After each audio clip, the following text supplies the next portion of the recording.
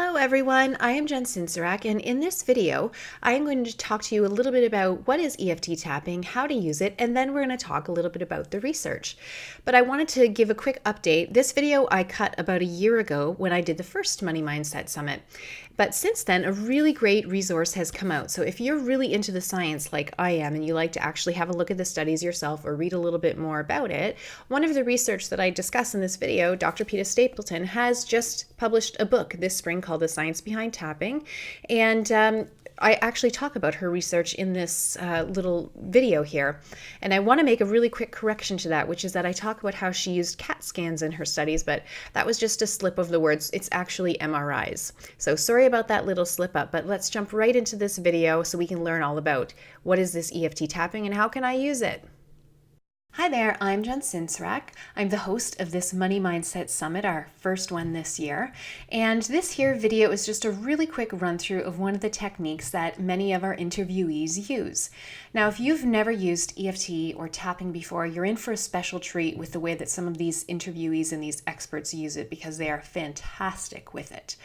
But so this video is just going to give you the quick down and dirty on how to do it so you can jump right back into the audio and really get the most out of it. And then right after that, I'm going to share with you, if you care to hear a little bit more, a bit of the research behind this modality and why all of these people are using it.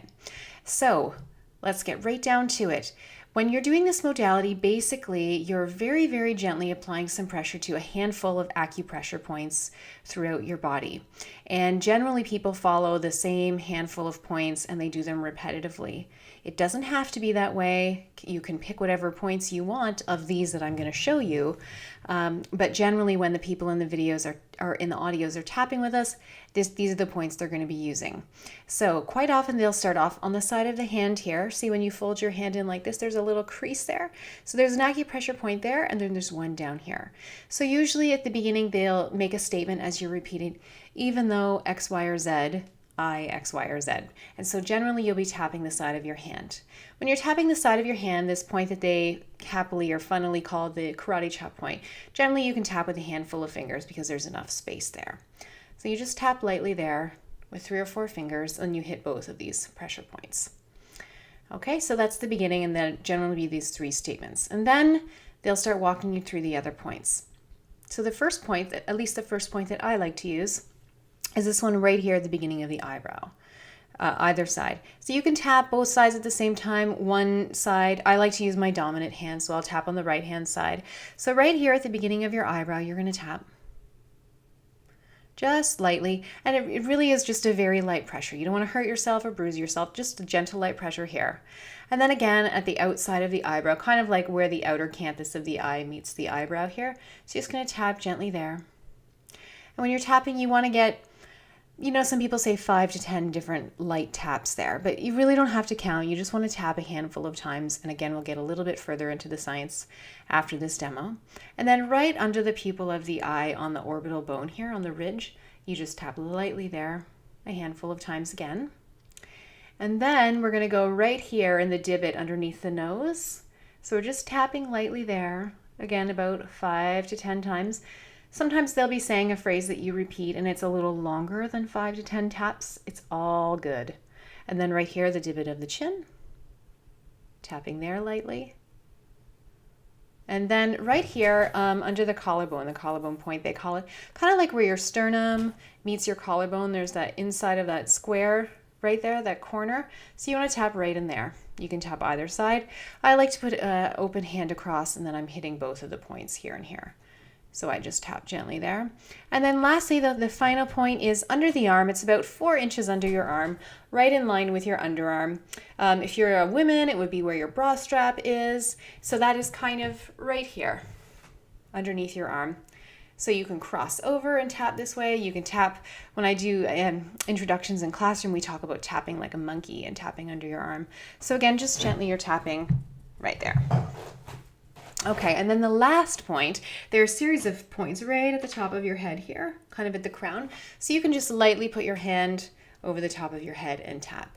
And then you for sure are going to get a handful of these points. So just to go over it quickly, beginning of the eyebrow, outside of the eyebrow, under the eye, under the nose, chin, collarbone, or as I like to do, right across collarbone, under the arm, the monkey point, and then top of the head. So these are the points that our interviewees are going to be using, starting with the one at the side of the hand. And this will be a super easy way for you to follow along. So now you've seen it and you've had the chance to do it. When they call out the points as we go through, you'll have an idea of what they're doing. And then you'll really be able to see how your stress calms down as you're tapping along. Now, for the second part of this video, I just want to present just a little bit of the research. Some of the interviewees are going to get into this more inside of the summit. But if you just want to hear this now before you're actually attending the summit, the reason why this has been so effective from what research we have now is we know from Dr. Peter Stapleton, who is in this summit, we know that when we're doing the tapping work, we are calling up a situation that brings up some sort of an emotion. Usually we're doing tapping because there's something that is upsetting to us or for some reason makes us feel a little bit uncomfortable. So while we're thinking about that, while that's on hand or in mind, then we do this tapping. And we see from her studies where she had the chance to do CAT scans on people, that after they have had the chance to do tapping, the parts of the brain that were lighting up, that were registering emotional discomfort, fear, upset of some sort or other, that those parts of the brain calmed down and showed less stimulation after they had the chance to do the tapping program. We also know a little bit from Dawson Church's research, which PETA is going to talk about in this summit, that we are down regulating a handful of genes that help to regulate stress. He also did another study where he had a handful of people do their salivary cortisol test. So they would spit in a tube beforehand, and then they did tapping. I can't remember if it was for a half hour or an hour, but they did this modality for a half hour or an hour. And then they spit in the tube again, and then they sent that off to a laboratory, and the lab analyzed the amount of cortisol both before and after treatment. Now we have a very general cortisol curve that runs throughout the day that kind of looks like a ski slope as we go throughout the day. So we know what to expect in cortisol levels over the course of half an hour to an hour.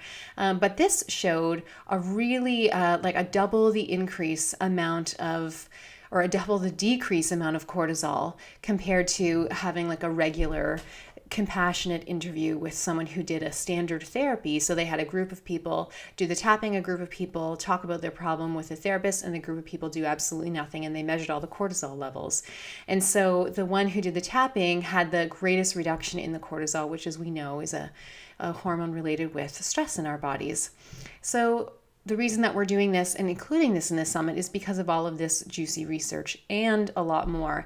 Those are the three main ones that really stand out for me and why I have used it in my practice as a naturopath, though I am currently on sabbatical. So let's jump right back into the summit and get into this really juicy stuff, because you are going to love the transformation that happens with so many of these really great speakers.